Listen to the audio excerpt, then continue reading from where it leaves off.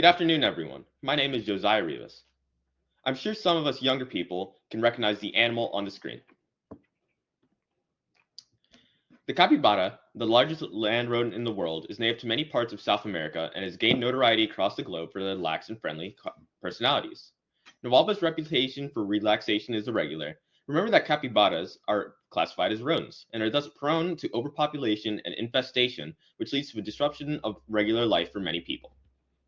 I can speak from my personal experience of living close to a nature reserve in Florida and having unwelcome guests such as cranes and cows stop by in my backyard.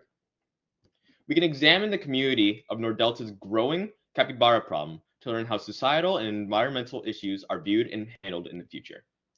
First, we'll learn to understand what capybaras are and how they usually interact with their environments. Then we will use that basic understanding of the animals and analyze the situation occurring in Nordelta, Argentina. So now, let's go learn about these furry friends. Using information found from nationalgeographic.com, we can find that capybaras are quite deserving of their title of largest rodent. Setting up to 2 feet and weighing up to 140 pounds, they double the size and weight of the North American's largest rodent, the beaver, seen here. Similarly to the beaver, they are semi-aquatic, having padded feet and hairless ears to better enable water-based travel. Capybaras are herbivorous animals content with fruits, plants, and grass for sustenance. Along with their very straightforward diet, capybaras also tend to move in herds of up to 40 members, as they are fairly social animals and have been known to acquaint monkeys and non-predatory birds in the wild. As previously mentioned, capybaras are native to South America, where rainforests and rivers are plentiful with all their previously mentioned attributes, and is also where they naturally thrive. But now we shift our focus to the affluent neighborhood of Nordelta, Argentina, where relations between humans and capybaras have gone from mutually respectful to invasive.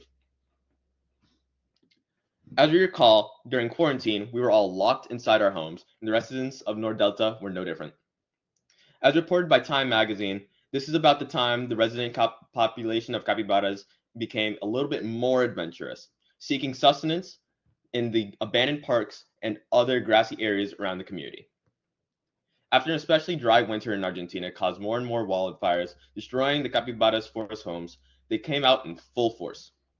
They went from public parks and general terrain around ponds to private gardens and homeowners' lawns, and this is where conflicts really began to arise.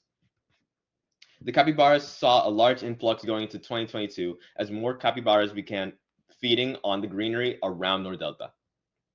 While some residents do not mind capybara grazing on their lawn, they definitely do mind their waste being left everywhere, as well as the capybaras attacking or rather defending themselves from the homeowners' pets. They've also been the cause of many automobile accidents for drivers and bikers alike, as they clog the road while sunbathing or crossing. Most residents view the surging capybara population as a growing inconvenience rather than infestation of, say, rats or termites, with only a select few of the community making calls for complete extermination. Despite the strained relations between the Nordelta homeowners and the capybaras, more ecological and ethical workarounds have been making the rounds in the community. Since many of the capybara's wetland habitats have been destroyed by droughts, sympathetic homeowners who wish not to exterminate, but also to not allow them to roam around completely free, have found a middle ground. The overpopulation of the capybara is the main concern for residents, so plans to enact vasectomies onto the males have been making the rounds as a more ethical but less natural solution, but as for now, these plans are still only in talks. At the end of the day, the Nordeltans and the capybaras are both trying to coexist within a confined environment without treading on each other's toes, and this situation teaches the growing need for more coexisting ecosystems within urban and suburban cities and towns. This concludes my speech. Thank you. Would there be any questions? Yeah, are the capybaras, are they native to Argentina or did they just randomly pop in somewhere? Yes, they're native to Argentina. They are mostly found in and around South America. The only place that I learned they are mostly invasive in is in Florida. Okay.